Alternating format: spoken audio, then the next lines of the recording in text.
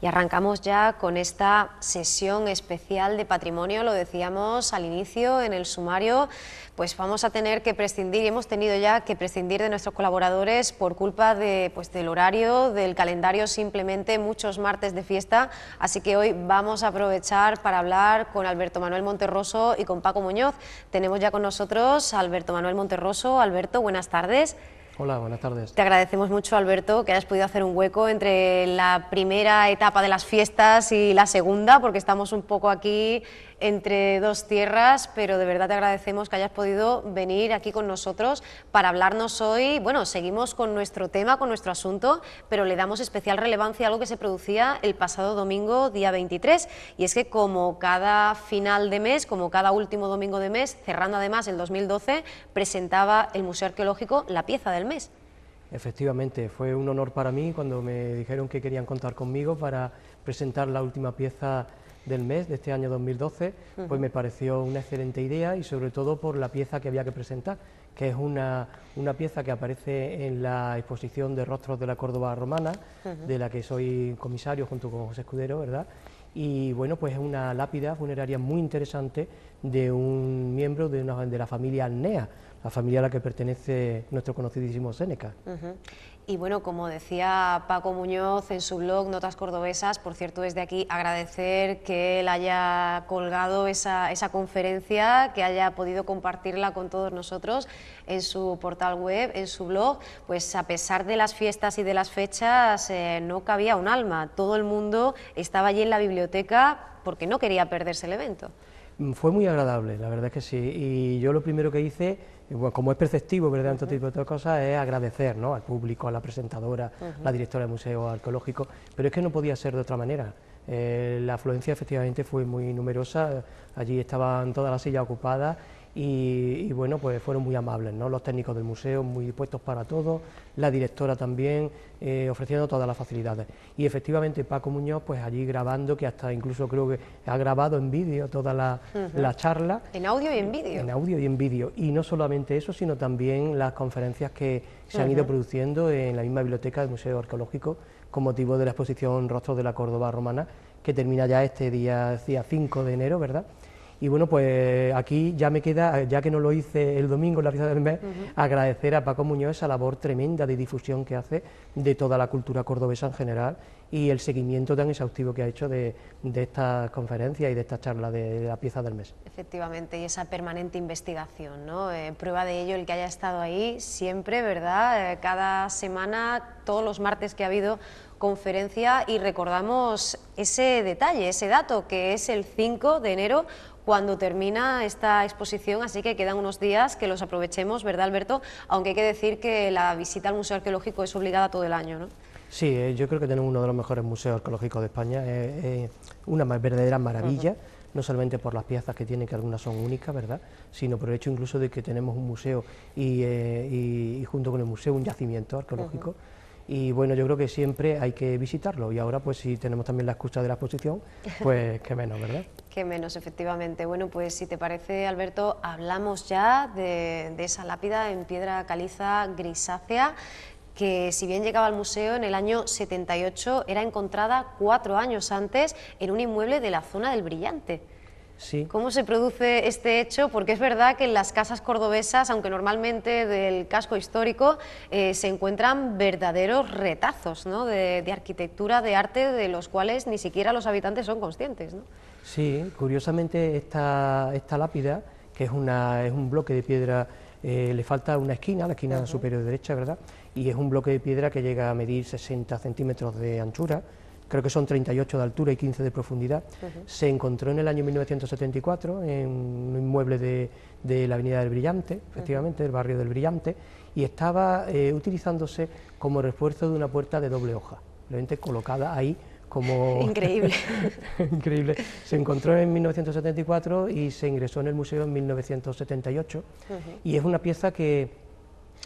a pesar de que haya tenido este uso, ¿verdad?, tan doméstico, O sea, tan cotidiana, sí. es muy interesante, a mí me resulta muy interesante porque además aparece muy clara la palabra Annaea y Annaeus, porque los que aparecen en los epitafios se refieren a personajes de la familia Annea, y esto, claro, nos da pie pues, para hablar de Séneca y de todo este mundo, ¿verdad?, de los anneos, que es realmente apasionante.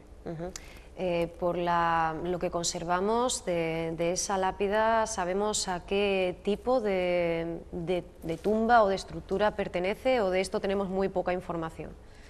Claro, al encontrar la pieza es lo que ocurre cuando encuentras piezas arqueológicas fuera de contexto. Al encontrarla ahí no sabemos exactamente si estaba encastrada en un muro o si, en fin, estaba en otra, no sabemos realmente su situación, ¿no? Lo que sí sabemos, pues lo que podemos es descifrar a raíz de lo que aparece en la inscripción, pues algunos detalles, ¿no? Efectivamente, 5 líneas y 3 epitafios escritos en diferentes momentos, ¿verdad?, del tiempo, que dan mucha más información de la que pretenden, ¿no?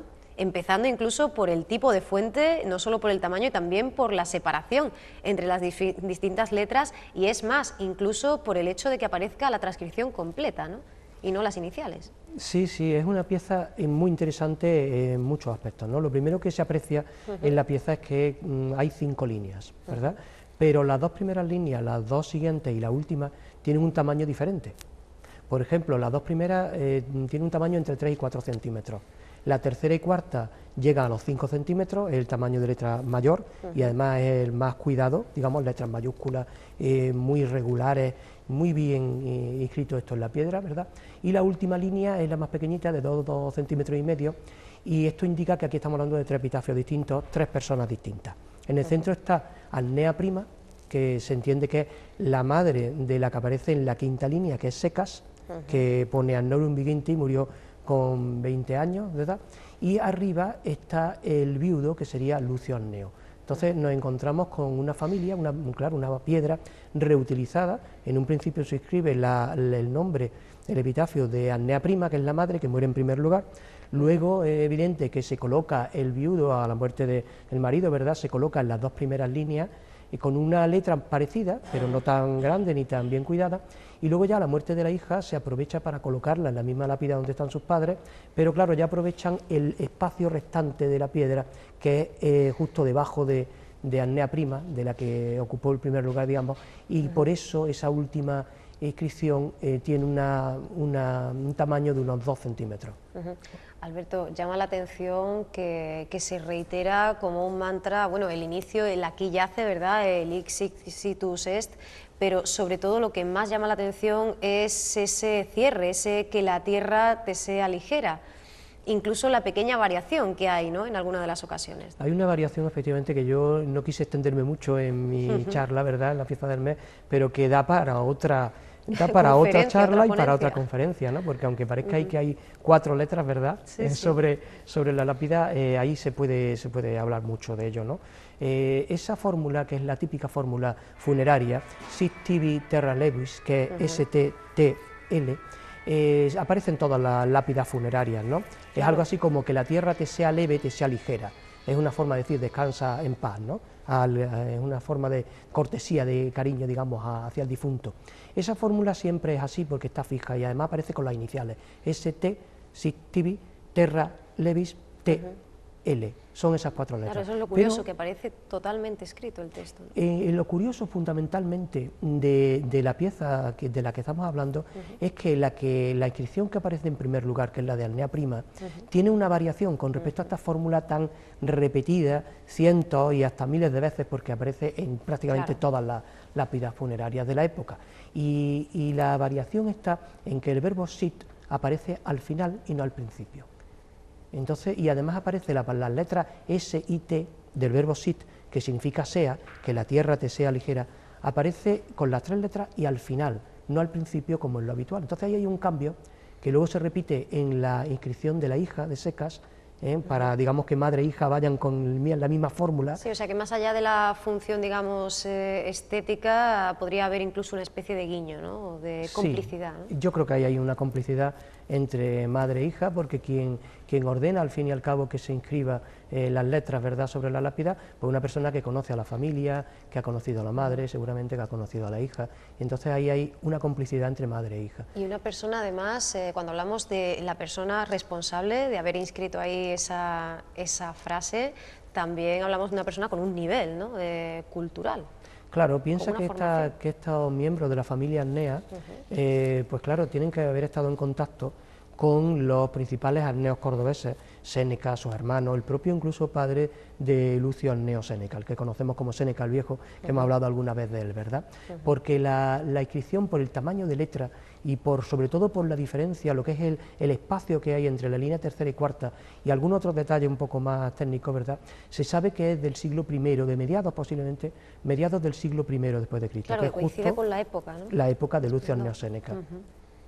La época en la que él, digamos, llega al poder, la época más gloriosa, ¿verdad?, de nuestro filósofo Séneca, con lo cual, o si no él mismo, un hermano suyo, cualquier miembro de la familia, podría haber estado detrás de, digamos, de ese cambio, ¿no?, de ese cambio tan curioso, tan estético, que aparece en otras, no es frecuente, pero aparece, que yo conozca, en una inscripción más de Córdoba, porque claro, cuando ya en la charla desgrano todos los detalles técnicos de la lápida y traducimos y vemos exactamente que se refiere a Lucio Arneo, que es un liberto, a Arnea Prima, que es una liberta, y a su hija Secas, yo me fijo sobre todo en la palabra liberta. Digamos que a raíz de una L, simplemente es una letra que aparece en la inscripción, que es la L que corresponde a la palabra liberta, me quiero centrar en esa palabra para destacar dos aspectos. Primero, la liberta es una mujer, con lo cual hablamos muy brevemente de la importancia de las mujeres en la vida de Lucio Arneo Séneca, que es un tema apasionante realmente y que da pues para mucho más, da para incluso un libro,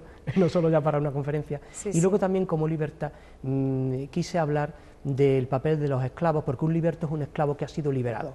El esclavo, cuando alcanzaba la libertad en la antigua Roma, pasaba a llamarse liberto y a engrosar esa especie de categoría, ¿no? Así que la libertad Arnea Prima me da opción a hablar eso de las mujeres y de la esclavitud bajo el prisma de nuestro gran filósofo Lucio Arneo Séneca. Si hablamos de la óptica femenina, debemos decir que además la presencia y la importancia y la trascendencia del universo femenino en la vida, en la trayectoria de Lucio Arneo Séneca, empezando por su madre, es brutal, ¿no? Bueno, y siguiendo con su tía, ¿no?, que estaba casada con el prefecto de Egipto, y que pudo ser responsable, como hemos dicho aquí, Alberto, en muchas ocasiones, ¿verdad?, cómo las mujeres desde la sombra, con esas manos invisibles, eran tremendamente importantes, ¿no?, en la trayectoria, en el desarrollo de la sociedad, ¿no? Sí, hemos hablado a raíz de la exposición de Rosa de Córdoba Romana, hemos visto cómo la mujer las mujeres béticas desempeñan un papel fundamental en lo que es la instauración, bueno, sobre todo la legitimación de la dinastía del siglo II.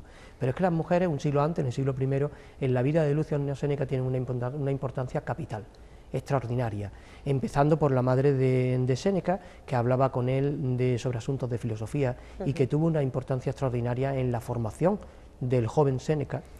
Como tú bien dices, luego otra mujer aparece, que es la tía de Séneca, que lo lleva a Egipto para curar, sobre todo, para curarlo de esas afecciones respiratorias que tenía, porque los médicos, bueno, Séneca tuvo problemas respiratorios desde pequeño, ¿verdad?, enfermedades relacionadas con los bronquios y tal, y entonces pues los médicos le recomendaron un clima seco, que mejor que el de Egipto. Su tía se lo llevó a Egipto, y cuando ya se encuentra, digamos, mejor, ¿no?, Séneca, han pasado unos años, su tía también es la que va a Roma para abrirle la carrera política a Séneca. Casi nada. Importantísimo.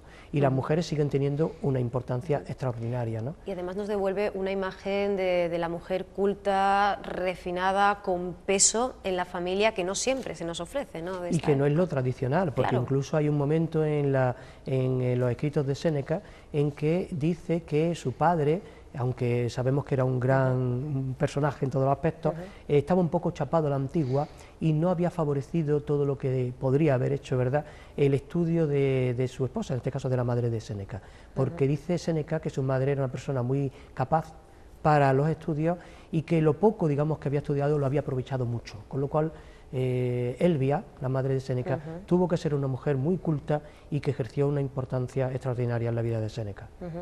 Hablamos ya de esta actitud pues totalmente fuera de su tiempo, inaudita, esta percepción de esta dignificación, ¿no?, de la figura del esclavo y del liberto. ¿Cómo se produce este viraje? Entendemos que es impensable, ¿no?, sin esa base estoica, ¿no?, sin el estoicismo. Bueno, el pensamiento de Séneca sobre la esclavitud es algo realmente extraordinario. Séneca es el primer intelectual de la historia de la humanidad que aboga por una especie de dignidad del esclavo. Le otorga libertad moral, o sea, desde el punto de vista moral, ese hombre es libre, o esa mujer es libre, y luego le otorga dignidad, que es algo realmente extraordinario, y esto en una época en la que nadie se había atrevido a hacer algo semejante. Es un punto, eso es, digamos que es algo extraordinario, ¿no? Tenemos que decir que lo habitual era que la domina o el dominus, en fin, que el señor o el pater familiae en su testamento liberara, ¿no?, a ese esclavo, le concediera esa libertad. También había esclavos que podían llegar a comprarla, ¿verdad?, pero ni muchísimo menos se convertían en ciudadanos de primera, ¿no? Tenían pues una serie de derechos, pero no eran ciudadanos patricios, digamos, ¿no? Claro, bueno, el esclavo, evidentemente, en un principio, sobre todo en los primeros tiempos de la antigua Roma, tiene, digamos, muchos problemas. Está considerado un instrumento, una cosa, un objeto, es una mera mercancía, no tiene derechos de ningún tipo. Es más, se le considera una cosa. Yo comentaba que la definición de algunos estoicos también anteriores a Séneca del esclavo es un instrumentum vocale, es un instrumento vocal, es decir, un instrumento que habla, es como un objeto parlante, pero no tiene la categoría de persona. Claro, estamos en la órbita de Varrón, de Catón, ¿verdad? Varrón, Catón hablan de este tipo de cosas, y aunque son estoicos, que luego podemos ver cómo Séneca da un paso extraordinario dentro del estoicismo, ¿verdad?, aunque son estoicos, ellos siguen en la mentalidad tradicional. El esclavo, por supuesto, lo que quiere es conseguir la libertad. Lo puede conseguir, como muy bien has dicho, por un testamento, o ellos mismos pueden comprar su libertad. Una vez que consiguen la libertad, pasan al estatus jurídico de liberto o libertad. Y entonces, claro, el liberto efectivamente no tiene una libertad completa, sino que mantiene ciertos vínculos con el amo. Tiene que incluirlo en su testamento, tiene que hacerle ciertos trabajos y tiene que mantener una fidelidad de por vida. Ya los hijos del liberto sí van a ser totalmente libres. De todas maneras, aunque el liberto no tiene, digamos, toda la libertad que podría desear, sí ya puede dedicarse, y de hecho se dedicaban a los negocios, algunos se enriquecían extraordinariamente y digamos que podían hacer vida de ricos, un liberto. De hecho, muchos de ellos engrosaron lo que es la burguesía, la naciente burguesía del siglo I después de Cristo, y algunos de ellos desempeñaron unos papeles importantísimos dentro del funcionariado de la corte imperial, sobre todo en la época de Claudio. Con lo cual el liberto, digamos, que ha dado un salto extraordinario. Cuando hablamos de ese viraje que se produce incluso dentro del estoicismo, porque hablamos de estoicismo y esto afecta a la ética, a la política, que en este momento es sinónimo de filosofía. Hablamos de una guía, digamos, de conducta, de comportamiento personal, pero también de un modelo de sociedad determinado, ¿no?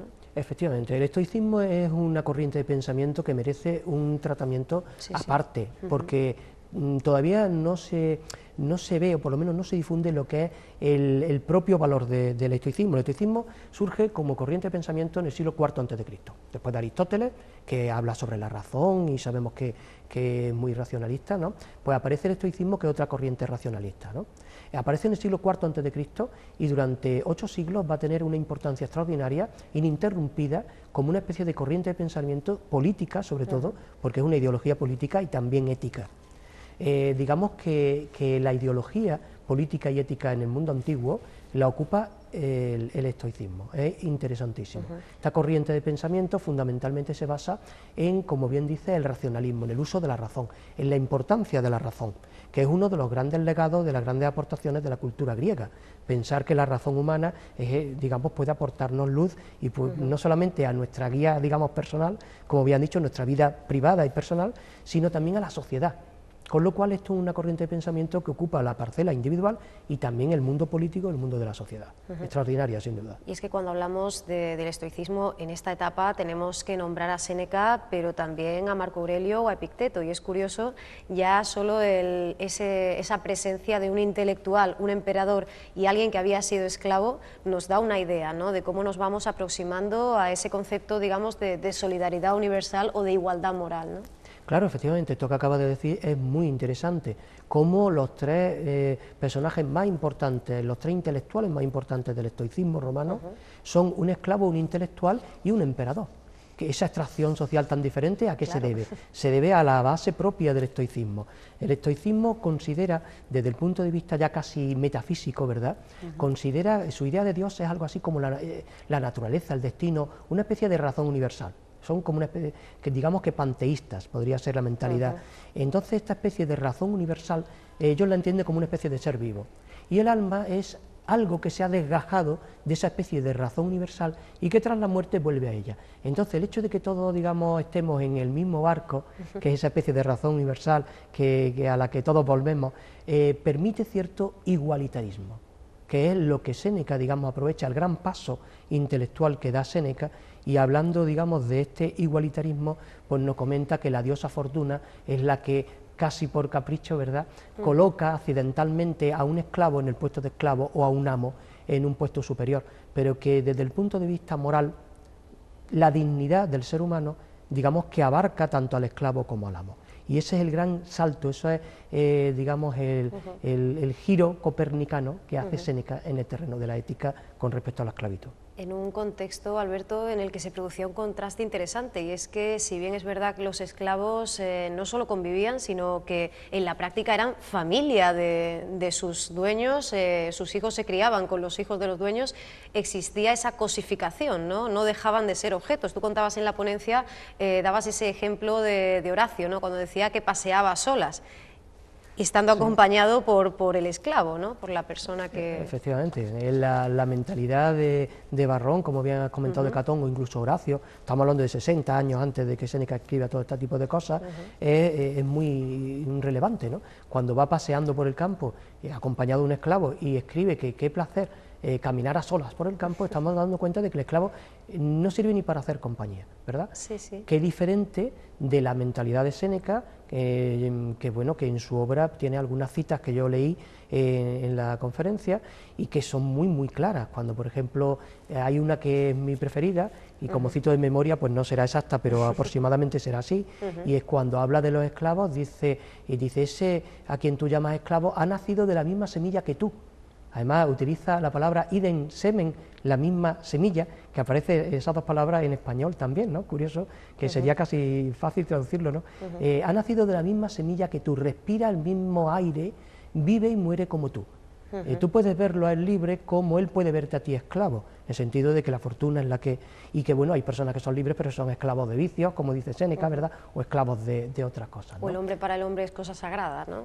El hombre para el hombre es cosa sagrada. Esa cita es preciosa, esa cita de Séneca. Claro, porque nos iguala a todos, nos iguala a todos y además dignifica al ser humano, independientemente de su extracción social, como diríamos hoy en la Declaración Universal de los Derechos Humanos, todos los seres humanos son dignos, independientemente, igualmente dignos, independientemente de sus circunstancias, de su raza, de su religión, de su etnia, etcétera, ¿no?, de su extracción social. Esto lo está diciendo Séneca cuando dice que todos los seres humanos son dignos y que los esclavos son igualmente dignos.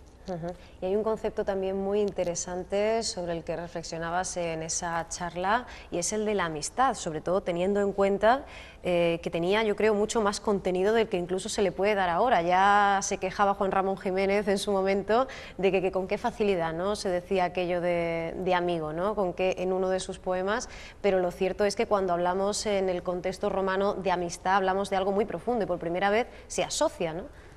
La amistad en el mundo romano efectivamente es un sentimiento muy profundo, es más cercano que el que hoy podemos entender por amistad, una camaradería y una complicidad, como antes has comentado, ¿verdad?, muy importante. Y bueno, cuando efectivamente Séneca habla de los esclavos, hay un momento en el que utiliza el mecanismo de la objeción, que alguien podría objetar esto y entonces yo contesto. Entonces la objeción es, servisum, son esclavos, y él dice, sí, pero son seres humanos. Lo dice esto 3 o 4 veces, hay otra a continuación, dice, son esclavos, dice, sí, pero contubernales, que suena a contubernio en español, quiere decir, comparten tu misma casa. Dice a continuación, servisum, son esclavos, dice, sí, pero humiles amici, también son humildes amigos, amigos humildes, y es cuando define por primera vez al esclavo como un amigo humilde. Esto es extraordinario, esto es un salto copernicano, como antes hemos dicho, ¿verdad? Además hace 2000 años que define a un esclavo como humilde amigo. Y luego dice al final, son esclavos, dice sí, pero en realidad son conservi, compañeros, siervos con compañeros de esclavitud. Dice, ya que ten en cuenta que la fortuna tiene el mismo mando, es decir, la fortuna es como si fuera el dueño, el amo, ¿verdad? El mismo poder sobre ellos que sobre nosotros. Entonces, con este tipo de palabras nos estamos dando cuenta de que Séneca tiene una visión muy moderna, que podríamos decir hoy, de lo que es la dignidad de todos los seres humanos, independientemente de su extracción social, de su y además nivel, teniendo ¿no? en cuenta que evidentemente el estoicismo también está en los cimientos, ¿no?, del propio cristianismo, parece mentira. Este es uno de tantísimos ejemplos en los que vemos que la humanidad ha evolucionado muy lentamente o muy poco. La evolución de la esclavitud pues tiene poco más de un siglo, ¿no? Efectivamente. Pensemos que en España la esclavitud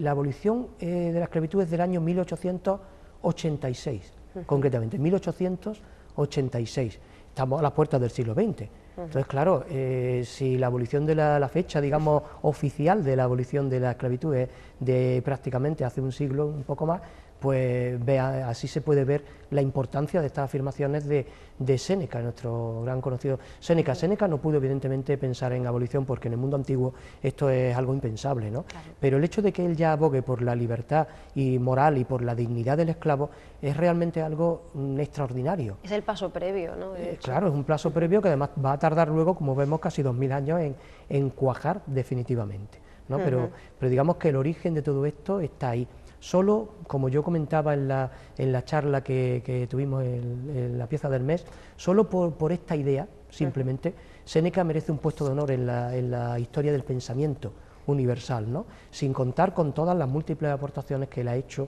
desde otros terrenos y que darían pues para muchas más charlas y conferencias, ¿verdad? Por ese motivo, Alberto, lo dijimos aquí en su momento, sería momento, ¿verdad?, en alguna de las entregas de la sección Patrimonio, recuperar esta figura que de tan conocida y tan universal, hablábamos también de Séneca el Viejo, decíamos, es tan desconocido que hay que recuperarlo, hay que darle su lugar, pero en el caso de su hijo hay que hacer lo mismo, pero por el sentido contrario, ¿no? Nos hemos pasado, hemos hablado tanto de él que de alguna forma se ha desvirtuado, ¿no?, la imagen incluso de la propia conciencia estoica, ¿no? Sí, hay que estudiar a Séneca en profundidad, porque se habla mucho de él, pero nos quedamos en los tópicos, ¿no? Claro. Séneca es todavía un gran desconocido, no solamente para los cordobeses, que confundimos el senequismo del que hablamos los cordobeses no tiene nada que ver con el senequismo de Lucio Anneo Séneca. Un día podríamos hablar del estoicismo y del senequismo en Séneca, y nos daríamos cuenta de que Séneca no es un hombre pasivo, ni es un hombre resignado. Séneca es un intelectual preocupado por mejorar el mundo en el que está y que no deja en toda su vida de luchar por conseguir estos objetivos. Y que además aporta no solo en el ámbito de la filosofía, sino también como literato, incluso como científico, ¿no? Sí, es un hombre que hoy diríamos del Renacimiento, sí, sí. No podríamos decirlo así porque todavía no había llegado el Renacimiento, claro. Precisamente el Renacimiento fue Renacimiento gracias a que renació pensando en Séneca y en otros como él, ¿verdad?, en el mundo clásico, sí. Pero Séneca es un hombre total, es un filósofo completo, es un hombre que se dedica a las ciencias, ¿no?, cuestiones naturales, un libro que escribe, un hombre que incluso escribe etnografía, aprovecha su estancia en Egipto, como dijimos, para hacer un tratado sobre los egipcios y tal, aunque que se ha perdido, un hombre que trata sobre asuntos de oratoria, sobre asuntos de filosofía, sobre asuntos de todo tipo, sobre todo también políticos. Séneca es un gran orador, pero también es un gran político, es un hombre preocupado por la sociedad de su tiempo y que aporta unas soluciones realmente extraordinarias, interesantísimas, muy originales, como esta visión de la esclavitud, que ya digo, es algo extraordinario, ¿no? Y como ese detalle, pues Séneca tiene muchos más que hay que ver en profundidad. Y algo que además podemos ver no solo en un posicionamiento teórico, sino en cartas, ¿no?, en escritos a amigos y a conocidos en los que les advertía, ¿no?, de esta actitud que debían seguir con sus esclavos, ¿no? Claro, o sea que esto podemos dar por hecho que lo practicaba, ¿no? Sí, además él elogia en la carta a Lucilio, creo que es en la carta 47, elogia a su amigo Lucilio, porque le cuentan, gente que viene y le habla, le cuenta de que tiene un trato familiar con los esclavos, pero un trato familiar en el sentido de cercanía, ¿no?, en el sentido de que pertenencia a la familia, como decíamos, de Catón y Varrón, y lo elogia por ello, le dice que eso muestra de su erudición, de su conocimiento, de su sabiduría, Yo creo que con eso terminábamos la pieza precisamente. Yo creo que Lucio Anneo Séneca llevó esto al plano personal, y que el trato que él defiende de los esclavos efectivamente fue un trato familiar, ¿no? De hecho, sabemos que el médico, que también era un liberto, médico de Séneca, que lo asistió en su muerte, en la condena de Nerón, en su suicidio, pues tenía una buena relación con él. Annea Prima seguramente también, como cualquiera de sus libertos y sus esclavos, gozaría del respeto, incluso posiblemente de la amistad de Lucio Anneo Séneca, independientemente de su extracción social. Pues entonces, bueno, esto y a todo esto, su peripecia vital, apasionante, esas 3 condenas a muerte, en fin, toda una trayectoria digna de estudio. Intentaremos pues abordarla, ¿no?, en alguna de las próximas entregas. Nosotros te emplazamos para ese próximo martes, en el cual pues no nos coincida con fiesta y podamos seguir contando con tu presencia. Muchas gracias, Alberto, por visitarnos de nuevo. Muchas gracias, Ángela, y encantado de estar aquí con vosotros. Muchísimas gracias y bueno, felices fiestas. Gracias, igualmente.